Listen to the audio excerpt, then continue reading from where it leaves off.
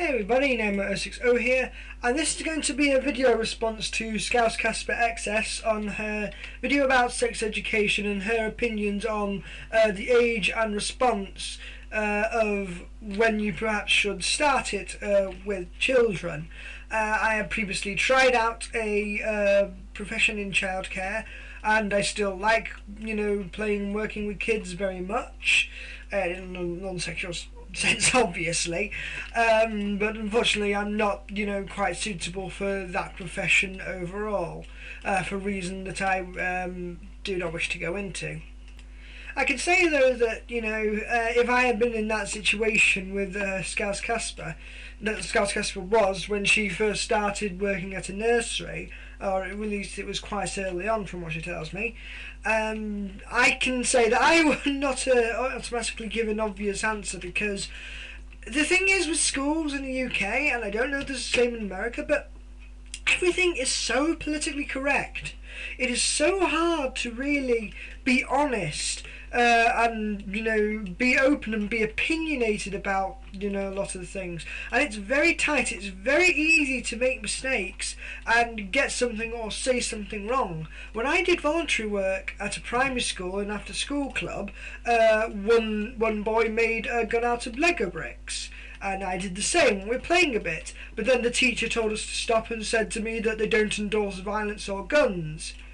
And I find this a bit odd, really, because I played with guns and swords and other weapons as a child. I loved, Action Man, Conan the Adventurer, and all that kind of thing. I always did this as a child. I mean, even to my early teens, I was experimenting with Duplo bricks to build night cannons around my arm, a bit like Samus Aran. And I have never picked up, never fired, or never used a real weapon in my life, and I never intend to. And even if I do, then it will be under controlled situations, and I will never actually be acting out on, in a violent manner towards other people. And while I would not endorse violence, I honestly think that sheltering children and, just, saying don't do this, hide from it, is really a bad thing. It's not going to prepare them for the reality of the outside world. I mean, obviously we have to control the levels and let kids be kids and not, traumatise them or anything. I wouldn't consider showing something like A Nightmare on Elm Street or Hollow Man to a 4-year-old. Consider that is very graphic. However, this is a similar case with sex education. I think there needs to be some understanding of boundaries and some kind of level that you can talk to them about it at without going into full detail. Because, as Casper put it, if you're teaching a child to read, you don't instantly make them go into works by William Shakespeare or Beowulf. I'd love to read a child Beowulf as a bedtime story personally, but that's something for another time. But it's putting it in a context that they understand and giving them the full picture as time goes on.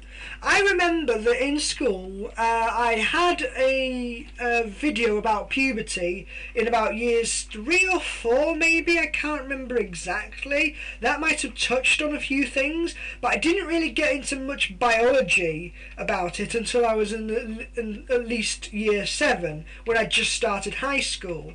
I think that's a decent age to start it at, because then the children are just starting puberty and they may be experiencing these sexualities and they may not fully understand them yet.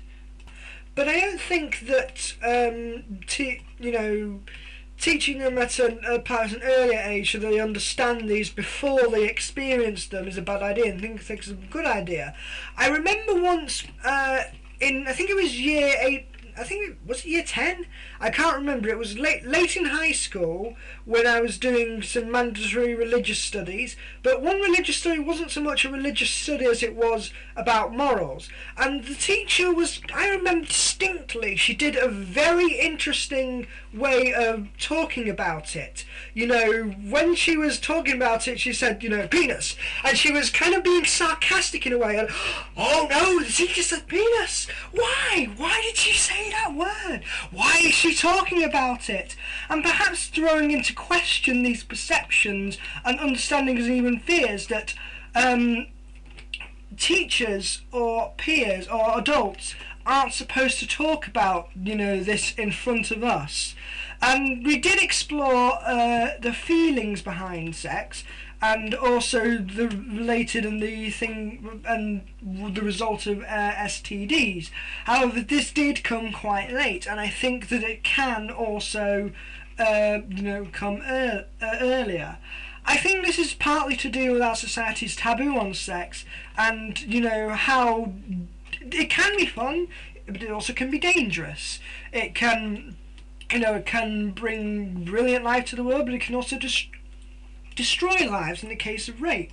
There's always a double side to it, and I think this is something that really should be understood, and we shouldn't be afraid to really teach our, you know, the kids on some level about this. It doesn't help that our cultural taboos on nudity and associating sex with it all the time keep it very suppressed, and that, you know, if a young child asked about their bodies, then they basically, you know, kind of misdirect the question, or, you know, kind of shut up about it. This is how I would respond now to ScousecaspaXS' situation. If a child in say a nursery age was asking me about it, you know, about what the genitals were for, I would simply give them a kind of matter-of-fact statement, but not really going into full danger. Say, you know, if it was a boy, I'd say that's what you used to go to the toilet with, or if it's a girl, that's where the baby comes out from mummy's tummy. So something simple like that. They understand the concept, and it is a true use. However, we don't need to go into all the exact details about it. They can learn that when they're, you know, perhaps a little bit older to understand. And on a similar note, I really don't think that, you know, nudity, as I've said in previous videos, but I will perhaps re-explain this to get a better, more clear manner. I honestly think that, you know, there should be nothing to fear about children seeing nudity. If they know, like, kind of the basic uses of such of the genital body parts, like I suggested before, and that they understand, and that they can be taught more, both a separation between just being nude and sex, but also understand, you know, the larger aspects behind sex as well, then there should be nothing to worry about.